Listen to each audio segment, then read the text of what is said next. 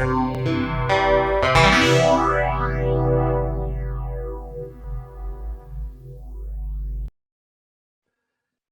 welcome to the second half of our evening exploring ethics, meditation, and wisdom.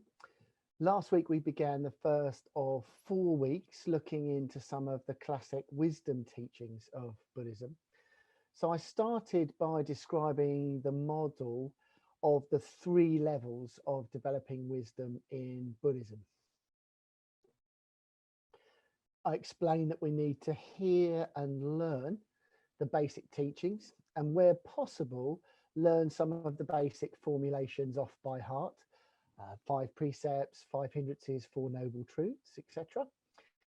I then explained that we need to think and reflect on these teachings by ourselves and also with others in the form of study groups, which we offer at the Buddhist Center. And then finally, the 3rd level of this progressive model of developing wisdom comes from meditative development. So developing a clarity and focus that allows these often simple truths to penetrate our entire being and to begin to transform the way we perceive things and how we then behave in relation to ourselves, others, and the world. We then started our exploration of wisdom by looking at the Buddha's teaching on conditionality. And I described how everything arises in dependence upon conditions and all things cease when those conditions cease. And as someone fortunate enough to have access to a garden, I can see this very much in evidence at the moment. The warmth of the sun, the soil and water combining to enable lots of plants and flowers to grow. And one of those conditions that I'm responsible for is the watering, as I can't rely on the rain in this part of England. So whilst I continue to water the plants, they will continue to grow. But if I stop watering them, then I know that in a short while they'll cease to exist, they'll die. So in this example, we see several of the laws of conditionality at work, which I also mentioned last week. So firstly, there's the inorganic process that governs the changing seasons and the weather. If I tried growing tomatoes or sunflowers outside in the winter, then the conditions would simply not allow them to grow, no matter how much I watered them. Then we have the organic process of photosynthesis that enables the developing seedlings to convert light energy from the sun into chemical energy and the organic rich compounds that enable green plants to grow. And finally, we have my intentional acts of providing the plants with water. And this takes us neatly into our topic for this evening, the 4th law of conditionality, and that is karma. So karma means simply action and is often misunderstood and misinterpreted in the modern, particularly the Western world. Now, there's a very important other side of the coin of an action of karma, and that is something we call vipaka, which we can translate as the fruit of our action or the consequence of our action. So normally when we introduce karma as a subject during our 17-week rolling program, we do so alongside the idea or concept of rebirth. So unusually, I'm going to pause my description of karma and deal briefly with rebirth now. I've always found it quite a difficult concept to describe or explain because it's not something that I can prove to you or even prove to myself. I've always been very fond of the repeated statements from the Buddha saying, don't believe me, see it for yourself in your own experience. But with rebirth, that's not possible for me in my experience, and that may be the same for you. For example, I don't have any evidence to state without doubt that rebirth is a fact. I don't have memories of any previous lives, although I know some people do have this experience. Some people also have a sense that they've been here before. So why is rebirth important? Well, the answer, I think, lies in the idea that for me at least, that our efforts to become free from suffering, to experience enlightenment as the Buddha did, could well require the work of many lifetimes. So although I can't prove it, I definitely believe that it's a possibility. For me, it's a sense that the progress I make working in the realm of karma, as I'll describe shortly, has consequences beyond just this present life that I'm experiencing. So the idea that the momentum towards enlightenment is not lost when this body dies, but somehow continues, is one that appeals to me. It adds more of a sense of purpose to my practice. The idea that more positive and skillful actions will have a beneficial impact in the future. They don't just cease when this body dies. And one useful approach to rebirth, if you have a healthy skepticism about the idea, is simply to maintain an open mind. After all, if we can neither prove nor disprove that rebirth happens, well, we may just have to wait and see. In fact, the Buddha himself only truly realized this at the time of his enlightenment, so we're told in the ancient texts, when he could finally look back through his countless lives and also notice his skillful and unskillful actions. So this brings us back to karma, that actions have consequences. So I'm going to return to the plants in my garden. So when I see these plants, particularly towards the end of the day, so after this class, that's what I'll be doing, I can tell that they need watering. So at this point, I have a choice. I can water the plants, or I can choose to do something else entirely. Now, recently I've been suffering from quite bad hay fever, quite bad allergy over particularly the last few days.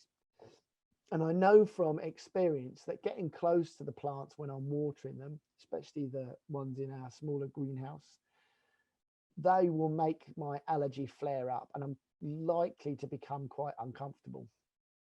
So I could choose not to water the plants. I could choose, in a way, my own short-term comfort over the comfort of the plants. So let's say I do that for a few days in a row, whilst the pollen count is very high. So the consequence of my action, of my choice, is that I have several days without itchy eyes, without a streaming nose, without sneezing and wheezing when it's really bad. However, there will also be other consequences. After several days, some of my plants will have dried out completely, particularly those in the greenhouse. So much so that no matter how much water I now give them, I will not be able to revive them. They will be dead. So what effect does that have on my mental states? Well, I could become very disappointed. I could get quite upset. I could actually get angry with the plants. I could get angry with myself by considering in hindsight that I'd been quite selfish. Then in this made up scenario, my neighbor, whose garden looks stunning, just happens to ask me how my plants are doing right in that moment, which I might misinterpret as him gloating about the clearly dead plants that he can see. So I act angrily, I say something unkind. He's taken aback because all he was doing was asking about my garden. He hadn't actually noticed the dead or dying plants. So now he stops talking to me, which in my mind annoys me further. Then a separation starts to grow up between us, whereas previous we'd had long chats about our gardens and all sorts of things. So it's very much an example, and I am continuing to water my plants, and I'm still talking to my neighbour. So it's just an example to try and describe the complexity of the consequences of our actions. So all the time we're acting with our body, our speech, including all forms of communication, media, and our mind. So all the time this is going on. So one of the things the Buddha said was that it's not possible to trace back all the interwoven consequences of karma, of our actions. So trying to unravel consequences The Buddha said we would probably go insane trying to do that. So how do we approach our actions and their inevitable consequences? Well, from one perspective, many of our responses are habitual, and they don't come about from a state of mindfulness, from a state of awareness. We react to situations without really ever stopping to consider the consequences. Now, one way of depicting this is through the ancient symbol of the wheel, which we often see depicted in very early Tibetan Buddhist art, and which is often described as the wheel of life.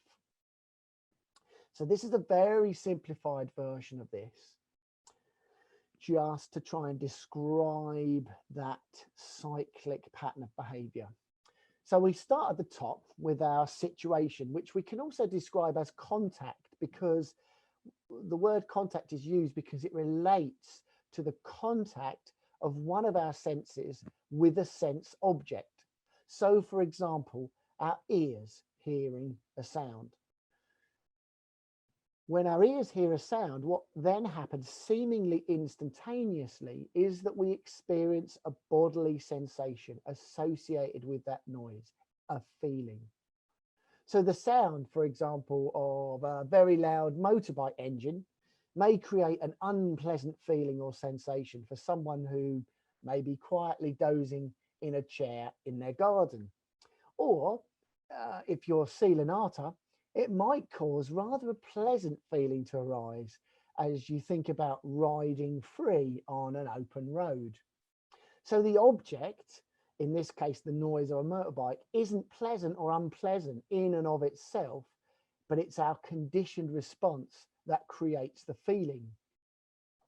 Then, depending on that feeling, we may decide to go grumpily indoors as our doze has been disturbed, or we might decide to log on to eBay and start looking at the latest batch of big bikes that we quite fancy buying. And those reactions, if we allow them, just reinforce our behavior, and they reinforce how we see the world. So that, very simply, is the wheel of our experience. So let's look at that. Let's use that model to look at the example of me watering my plants in the garden. So again, we start with contact. We start with me seeing that the plants need watering. Now, because of my previous experiences, my previous conditioning, I know that if I water the plants, it might trigger my allergy. And that thought creates an unpleasant feeling. So straight away, an aversion to watering the plants has arisen because I don't want to get itchy eyes and all the other symptoms. So thinking I know what is good for me, I decide to stay indoors. And in that way, it reinforces my selfishness to look after myself at the expense of the plants. And of course, repeated over several days, we go round and round this wheel, the plants die, and then I experience a deeper unhappiness, or I might even start not to care about plants or the environment at all. Well, what can we do about this? Well, you'll be pleased to know there is another way. So this is an expanded view of the previous diagram, and which also shows the cyclic experience of life, life on the wheel. But we also have the potential for a spiral experience of life. This leads upwards to change and to ever greater degrees of happiness as we move closer and closer towards freedom from suffering. And this model also introduces us to something that we call the gap. And that's the gap between our experience of sensation or feeling tone and our habitual reaction. So again, let's look at my example again of watering the plants. So just as before, we start with me seeing the need to water the plants. There's still the unpleasant feeling tone triggered by my previous experience of the allergy. But instead of reacting habitually, I respond creatively. I decide to water the plants. Maybe I do something to mitigate my allergy, such as wearing a cover over my face, or something that I have actually been trying the last few days. It's not a good look, but it's to use the nose clip I use when I go swimming. It doesn't prevent all the symptoms, but it does actually make it bearable. So now I have some satisfaction around the feeling of looking after the plants. I feel less selfish, and of course, the plants grow. So you may not relate to my example, and in some ways it's a simple one, but what I'm trying to illustrate is that I have a choice. We have a choice if we can be aware enough. So this is a simple example which might suggest that there's a real direct correlation between an action and a consequence, but it isn't as straightforward as that, as I said earlier, and more importantly, as the Buddha said. So what I suggest you try to do is to look into your own experience and see where you have examples of skillful action, maybe where you've been kind, considerate, generous, where you've put others before yourself, and see if you can recall, or when you do this next, see if you can notice how that makes you feel, how that affects your mental states. Conversely, where you've been unkind, where you've been when you've habitually responded with selfish patterns of behavior, again, see how that makes you feel. So this is a reflection from the Buddha, from the coming up from the Anguttara Nikaya, the numerical discourses. And this is underlining the importance of our actions, that we're responsible for our actions. We're heir to our actions. So we create our future world with our actions. Actions are the womb from which I've sprung. So however we've acted in the past, that will have had an impact on our current life, on our current situation. It's not the sole reason, but it does have an impact. So our choices shape our future. And making positive choices can give us protection.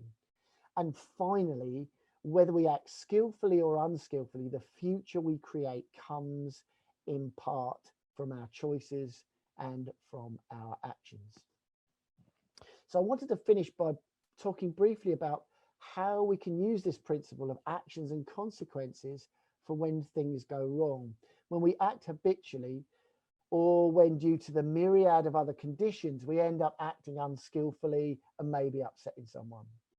And we may never have intended to do so, but maybe due to a lack of mindfulness, a lack of awareness of another person, we end up hurting someone. And the most common experience of this for me is in the area of communication.